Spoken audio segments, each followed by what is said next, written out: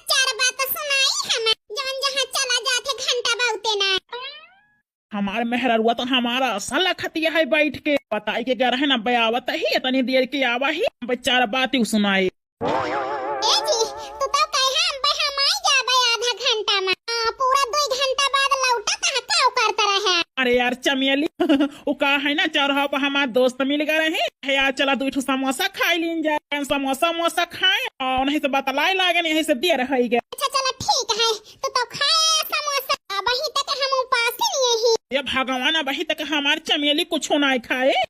का करी जी मार माई हमका सिखाई के पठाए हैं तब तक दामाद जी का न खवाए दे तब तक तू न खायो। अरे यार चमेली का बताए का थोड़ा जानते हैं जब तक हम न खाब तब तक तू न खाबो फना कह के बताए दे हुए हम समोसा खाए ही तो खा लिया। हे जी अच्छा चलो ठीक है तो हर पेट तो भरे है जा हमारी काई अपने भौजी से परसों आई लावा हम हो खाई है नहीं तो बड़ी जोर भूख लागी है। ठीक है हमारी चमेली बैठी रहा अब हम तुरंत परसों आके लावत ही तो हरी ताए गए हमारे राजा जी लाए हैं बढ़िया बैठे बैठे खाई लिए बिस्तर पे।